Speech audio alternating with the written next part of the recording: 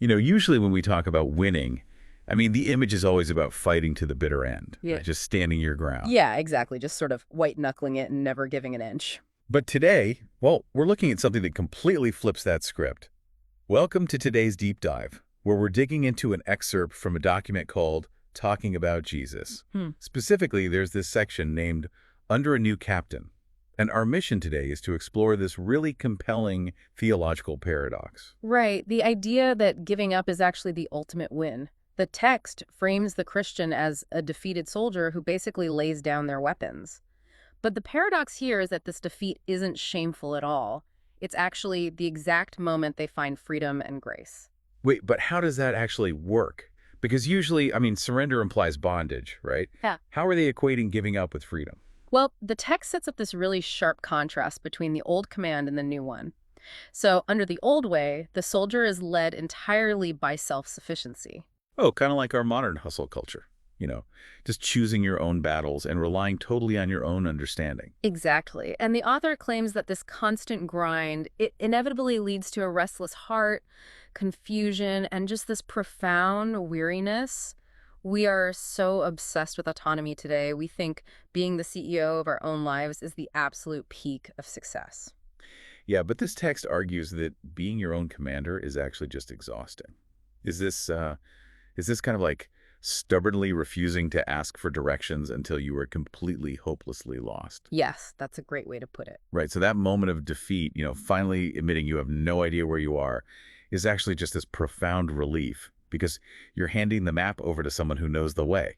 It is exactly like that. And the text actually takes that relief a step further. It describes a soldier brought low by the weight of their own striving. So you aren't just handing over a map, you're dropping this 80-pound rucksack you were never meant to carry in the first place. Okay, so if handing over the map brings that kind of relief, what does that actually look like on, say, a random Tuesday morning? Hmm. Because surrender sounds really passive. Yeah. But the text argues it actually requires intense discipline. And it breaks this down across three main areas of your life. So that's your mind, your words, and your actions. Right, so it demands a total shift in daily operations. Like for the mind, the text says it can't just wander in worldly ambitions anymore. Exactly. Instead of constantly scheming for the next promotion or some status symbol, the mind needs to be anchored to truth and promises. And then for words, they have to be seasoned with grace and totally free from pride. Meaning, like, dropping the sarcasm or maybe the need to always have the last word in an argument, Hmm. which is definitely tough. Oh, absolutely. And then finally, there are your actions. The text says that instead of grand, visible triumphs that are just meant to impress people, it's about faithful obedience in quiet, everyday tasks. Okay, but I have to push back here for a second, because the text explicitly says the mind must be taken captive. Doesn't that sound incredibly intense, like almost oppressive? How do we reconcile captivity with the freedom we were just talking about? I know it does sound terrifying on the surface, but the text pivots here and asks us to look at who is doing the capturing. It really all comes down to the nature of this captain. Because he isn't depicted as this distant dictator who just demands things without giving anything back, right? The text says he actually supplies what you lack. Right, exactly. If we connect this to the bigger picture, he restores the soldier when they falter. He Wow. ensures the commands aren't burdensome because he's walking right there with them. Oh, wow. So the captivity is to a protector, not a jailer. Yes, beautifully said. So rather than some four-star general barking orders from a safe, air-conditioned tent miles away from the front line, He is actually down in the trenches with you. just carrying your heavy gear when you're too exhausted to take another step. Exactly. The text argues that he knows your weakness and he doesn't despise it.